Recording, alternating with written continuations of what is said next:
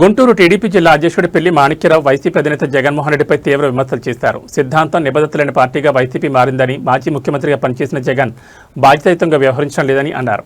అమరావతిని రాజధానిగా అంగీకరించి ఎన్నికలకు వెళ్లిన జగన్ అధికారంలోకి వచ్చిన తర్వాత 3 రాజధానుల పేరుతో ప్రజలను అయోమయానికి గురి చేస్తారని ఆరోపించారు. అందుకే ప్రజలు వైసీపీని 11 సీట్లకే పరిమితం చేస్తారని పేర్కొన్నారు. ఇప్పుడు మరోసారి కొత్త పేర్లతో ప్రజలను తప్పుదోవ పట్టించే ప్రయత్నం చేస్తున్నారని విమర్శించారు. కూటమి ప్రభుత్వం అమరావతికి చట్టబద్ధ కల్పించి రాజధాని అభివృద్ధి కట్టుబడిందని, ప్రజాధనాన్ని వృధా చేసే ప్రయత్నాలను రాష్ట్ర ప్రజలు సహించారని అన్నారు. యువతకు భరోసా కల్పించే విధంగా ప్రభుత్వం పనిచేస్తోందని పెళ్లి మాణిక్యరావు పేర్కొన్నారు. నమస్కారం అండి. ఈరోజు జగన్మోహన్ రెడ్డి గురించి మాట్లాడటం మాకు రోజు సిగ్గేస్తూ ఉంది.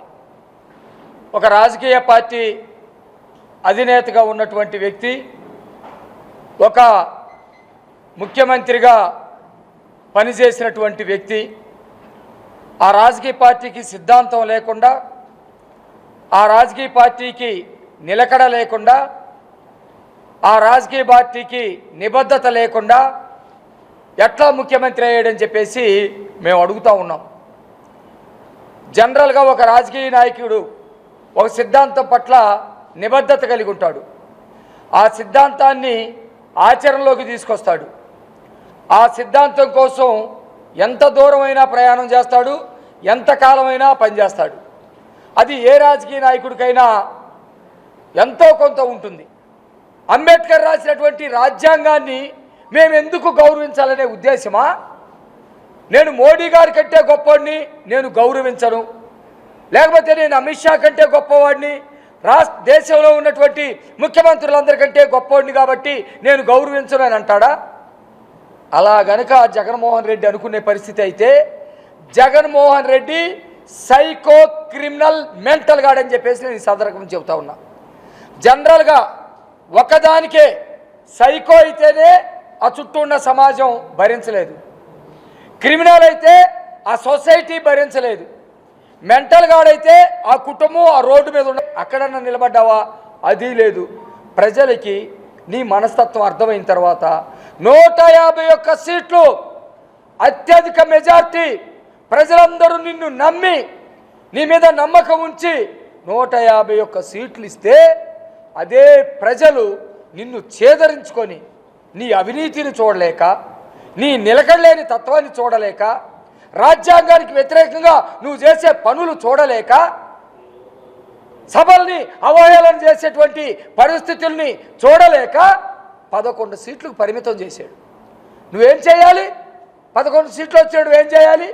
కనీసం కూర్చొని సమీక్షించుకోవాలి. అరే అమ్మ, నేను రాజధాని ఉంటుందని చెప్పాను, తీసేసాను, జనానికి కోపం వచ్చింది. అమరావతి ఇక్కడే ఉంటుందన్నాను, తీసేసాను, వీళ్ళ కోపం వచ్చింది.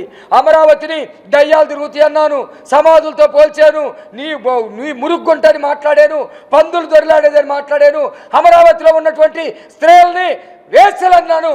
నాకు బుద్ధి వచ్చిందని చెంపలేసుకొని మనిషి అనేటువంటి తత్వం ఎంత ఉన్నా సమీక్ష చేసుకోవాలి. ఏం మాట్లాడతావు మీ వాళ్ళతోటం? ఒకసారి ఏం మాట్లాడతావు? ఒకసారి మేము రాజధాని కట్టుబడి ఉన్నాం, అమరావతికి వ్యతిరేకం కాదని చెప్పేసి మాట్లాడతావు. నిన్న ప్రెస్ మీట్ పెట్టి మావిగన్ వర్సెస్ అమరావతి, తిక్కేమన్నా ముదిరిందా నీకు జగన్మోహన్ రెడ్డి? అందరూ రాష్ట్రంలో ఉన్న ప్రజలందరూ గమనించండి. చాలామంది చాలా పార్టీలో ఉంటారు. ఎన్నికలప్పుడు మాత్రమే ఏ పార్టీకి సంబంధించినటువంటి వ్యక్తి వీడు ఎవరికి ఓట్లేస్తాడు అంతవరకే. ఆ తర్వాత ఆంధ్రప్రదేశ్లో ఉన్న 5 కోట్ల జనాభా ఆంధ్రప్రదేశ్ సంపద. దానిలో మహిళలు కానీ, పురుషులు కానీ, విద్యార్థులు కానీ, యువత కానీ, ఇది ఆంధ్రప్రదేశ్ సంపద. ఈ సంపదతోటే జ్ఞాన సంపద అవ్వచ్చు, ఆర్థిక సంపద అవ్వచ్చు, మేధో సంపద అవ్వచ్చు, ఎటువంటి రకాల వనరుల సంపద అవ్వచ్చు, ఏవైనా ఇవి ఆంధ్రప్రదేశ్కు సంబంధించినవి. ఇంత సంపదని కూడగట్టి అభివృద్ధి పదంలో రాష్ట్రాన్ని నడిపిస్తూ, సంక్షేమాన్ని సక్రమంగా నడిపిస్తూ, యువతలో ఒక భరోసాని కల్పిస్తూ, వ్యవస్థల మొత్తాన్ని ఒక గాడిలోకి తీసుకొచ్చి చట్టబద్ధత చేస్తే పిచ్చి పిచ్చి కోతలు కోస్తూ ఉంటావా? రాజ్యాంగం మీద అవహేళన చేస్తూ ఉంటావా? పార్లమెంటు నిర్ణయాన్ని గేలి చేస్తూ ఉంటావా? కాబట్టి ఈ విషయంలో మేము చాలా క్లియర్గా ఉన్నాం. రాజ్యాంగ వ్యతిరేకంగా మాట్లాడుతున్న జగన్మోహన్ రెడ్డి మీద చర్యలు తీసుకోవాలని కేంద్ర ప్రభుత్వాన్ని మేము